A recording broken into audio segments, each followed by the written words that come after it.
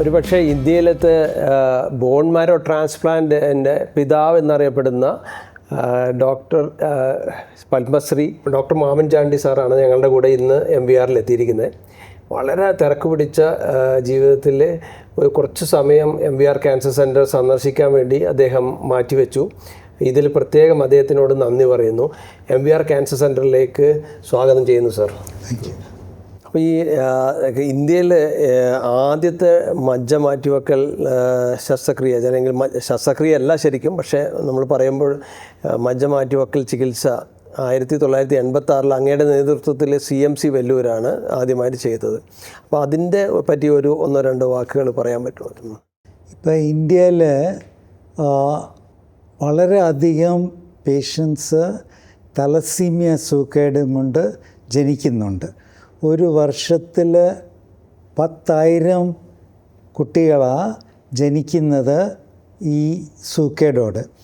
ഈ തലസീമിയ സൂക്കേടിന് നമുക്ക് life long blood transfusion വേണ്ടി വരും.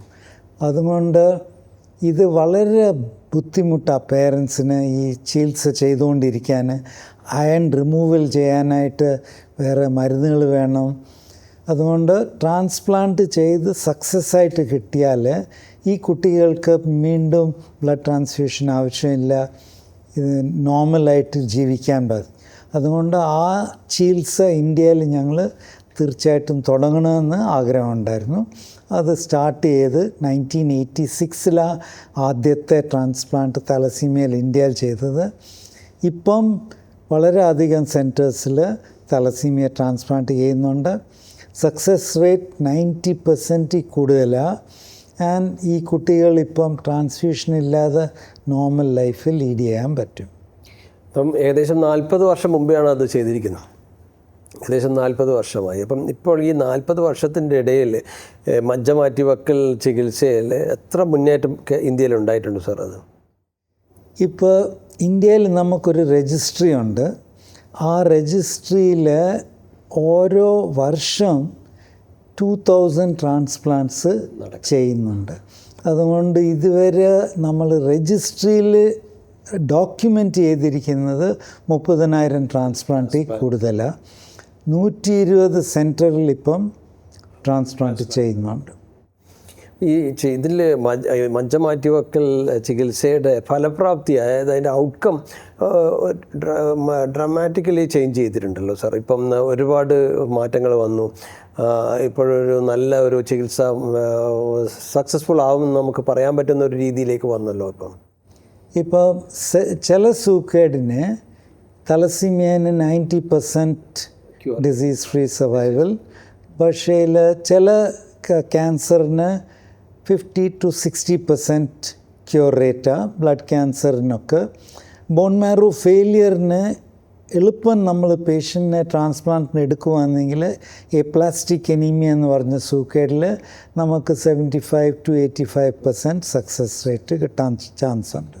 ഓഫ് കോഴ്സ് ക്യാൻസറിന് കുറച്ചൊരു സാധ്യത കുറഞ്ഞിട്ടുള്ള ഒരു ചികിത്സയാണ്. ക്യാൻസറിന് ചികിത്സ ഏറ്റവും പ്രധാനപ്പെട്ട ചികിത്സാ മാർഗ്ഗമാണ്. പലപ്പോഴും ക്യാൻസർ രണ്ടാമത് വന്നു കഴിയുമ്പോഴാണ് നമുക്ക് പലപ്പോഴും നമ്മൾ ഈ ചികിത്സയെപ്പറ്റി ആലോചിക്കാറുള്ളത്. അതും അതിൻ്റെ റിസൾട്ടിനെ ബാധിക്കുന്നതാണ്. പക്ഷേ എന്നിരുന്നാലും പണ്ട് കാലങ്ങളെ അപേക്ഷിച്ച് ക്യാൻസറിൻ്റെ ചികിത്സയിലും ചെയ്യുന്ന ട്രാൻസ്പ്ലാന്റിന് ഒരുപാട് മുന്നേറ്റങ്ങൾ ഉണ്ടായിട്ടുണ്ട്. യെസ്, ഈ കഴിഞ്ഞ 10 വർഷത്തിൽ തന്നെ ട്രാൻസ്പ്ലാന്റ് ഞങ്ങൾ ചെയ്യുന്ന transplant room, transplant facilities, transplant training, doctors, nurses, technicians, stem cell collection എല്ലാം വളരെ ഇംപ്രൂവ്.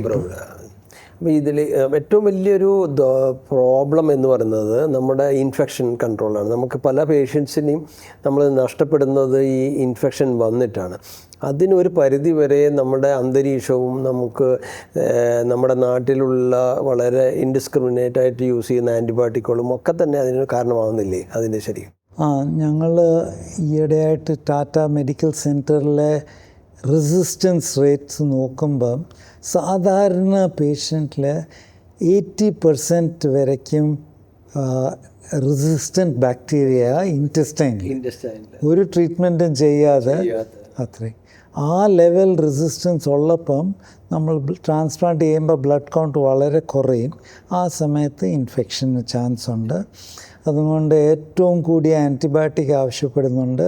അതിൻ്റെ ചിലവും കൂടും. പിന്നെ പലപ്പോഴും നമുക്ക് രക്ഷിക്കാനും സാധിക്കില്ല. അത് വലിയൊരു അപ്പം അതിൽ ഒരുപാട് സ്റ്റേക്ക് ഹോൾഡേഴ്സിന് അതിൻ്റെ അത് റോളുണ്ട്. ശരിക്കും ലോകം മുഴുവൻ നമ്മുടെ ഈ ഇതിൻ്റെ ശ്രദ്ധപ്പെടുത്തണം, ഇൻഫെക്ഷൻ വരാതിരിക്കണം എന്നുണ്ടെങ്കിലും. ഇപ്പോൾ കൂടുതലായിട്ട് വരുന്ന ഇപ്പോൾ ഈവൻ മജ്ജ മാറ്റി വെക്കുന്ന, പ്രത്യേകിച്ചിട്ടും ക്യാൻസറിൻ്റെ അകത്ത് മജ്ജ മാറ്റി വെച്ച് കഴിഞ്ഞാലും വീണ്ടും അസുഖം വരികയും അത് പലപ്പോഴും പിന്നെ ചികിത്സ ഇല്ലാതിരിക്കുകയും ചെയ്യുന്ന ഒരു അവസ്ഥ ഉണ്ടായിരുന്ന ഒരു കാലത്ത്. ഇപ്പോഴത് മാറി. ഇപ്പോൾ നമുക്ക് കാർട്ടി സെൽ എന്ന് പറഞ്ഞിട്ട് ഒരാളുടെ ശരീരത്തിലുള്ള പ്രതിരോധ സെല്ലുകളെ തന്നെ നമുക്ക് വീണ്ടും ട്രെയിൻ ചെയ്തെടുത്തിട്ട് അതിന് ക്യാൻസറിനെ ട്രീറ്റ്മെൻറ്റായിട്ട് ഉപയോഗിക്കുന്നുണ്ട്. കാർട്ടി സെൽ വളരെ വലിയൊരു തോതിൽ ചികിത്സ ഇന്ത്യയിൽ അവൈലബിൾ ആയി തുടങ്ങിയിരിക്കുകയാണ്. അപ്പോൾ അതിനെപ്പറ്റി എന്താണ് സാറിൻ്റെ അഭിപ്രായം? ഇപ്പം എൻ്റെ അഭിപ്രായം, ഈ കാർട്ടി സെൽ ഒരുവിധം ജീൻ തെറപ്പിയാണ്. നമ്മളൊരു ജീൻ സെല്ലിൻ്റെ അകത്ത് കയറ്റി ആ സെല്ല് മറ്റേ ക്യാൻസർ സെല്ല് നശിക്കുന്ന പോലെ ചെയ്യുന്നതാണ്. അത് ഇന്ത്യയിൽ 2 മോഡൽ നമുക്ക് വേണം. ഒരു മോഡല് ഇൻഡസ്ട്രി, ഫാർമസ്യൂട്ടിക്കൽ കമ്പനി, അവർ വെക്ടർ തയ്യാറാക്കി എല്ലാം അവർ ചെയ്യുക. രണ്ടാമത്തെ മോഡല് ഹോസ്പിറ്റലിൽ സെല്ല് കളക്ട് ചെയ്യുക, വെക്ടർ ഇടുന്ന മാത്രം നമ്മൾ കമ്പനിയിൽ നിന്ന് വാങ്ങിച്ച് എല്ലാ ട്രീറ്റ്മെൻറ്റും ഹോസ്പിറ്റലിൽ തന്നെ ചെയ്ത്, സെൽ കളക്ഷൻ, ജീൻ തെറപ്പി, അത് കഴിഞ്ഞിട്ട് സെല്ല് കയറ്റുന്നത്, അതെല്ലാം ഹോസ്പിറ്റലിൽ ചെയ്യുന്നതായിരിക്കും കോസ്റ്റ് ഇഫക്റ്റീവ്. കോസ്റ്റ് കുറയാൻ വേണ്ടി ഇപ്പോൾ വളരെയധികം കോസ്റ്റ് ഉള്ളത് അപ്പോൾ മാത്രമേ കുറയ്ക്കാൻ സാധിക്കുകയുള്ളൂ. ഇപ്പോൾ അങ്ങ് ഇവിടെ വരാൻ വളരെയധികം നമുക്കൊരു വളരെയധികം പ്രചോദനമായിട്ടുണ്ട് സാറിൻ്റെ ഈ ഒരു വിസിറ്റ്.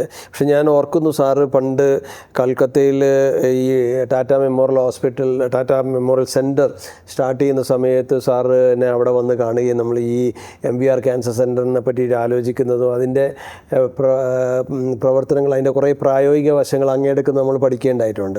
അപ്പം അത് കഴിഞ്ഞ് ഇതിപ്പോൾ സാർ തിരിച്ചൊരു വിസിറ്റാണ് ഇവിടത്തേക്ക് വരുന്നത്. അപ്പോൾ ഇപ്പോൾ ഇവിടെ വന്ന് കാണുമ്പോൾ MVR ക്യാൻസർ സെൻറ്ററിനെ പറ്റി സാറിന് എന്താണ് തോന്നുന്നത്? ഏറ്റവും തോന്നുന്നത് സീനറി, ഇത്ര ഭംഗിയായിട്ടുള്ള സ്ഥലം കാണാൻ കേരളത്തിലേ പറ്റുള്ളൂ. അപ്പോൾ അതിൻ്റെ മേളിൽ ഹോസ്പിറ്റലിൽ വളരെ നല്ലപോലെ പണിതിട്ടുണ്ട്. അതിൻ്റെ എസ്തെറ്റിക്സും അതിൻ്റെ ഫെസിലിറ്റീസൊക്കെ വളരെ ഇംപ്രസീവാണ്. അതുകൊണ്ട് പേഷ്യൻസിന് ഈ സെൻറ്ററിൽ നിന്ന് ഏറ്റവും ബെസ്റ്റ് ചികിത്സ കിട്ടാനായിട്ട് സാധ്യതയുണ്ട്. വളരെയധികം സന്തോഷം സാർ. നമ്മളുടെ കൂടെ ഇത്ര നേരം സമയം സ്പെൻഡ് ചെയ്തതിനും വളരെ ബിസി ആയിട്ടുള്ള ഒരു ലൈഫിൽ കുറച്ച് സമയം MVR ക്യാൻസർ സെൻറ്റർ വിസിറ്റ് ചെയ്യാൻ വേണ്ടിയിട്ട് നീക്കി വെച്ചതിന് പ്രത്യേകം നന്ദി പറഞ്ഞോളുന്നു. MVR ക്യാൻസർ സെൻറ്ററിൻ്റെ എല്ലാ ജീവനക്കാരുടെ പേരിലും ബോർഡ് ഓഫ് ഡയറക്ടേഴ്സിൻ്റെയും ചെയർമാൻ ശ്രീ CN വിജയേഷിൻ്റെ പേരിലും പ്രത്യേകം നന്ദി പറഞ്ഞു.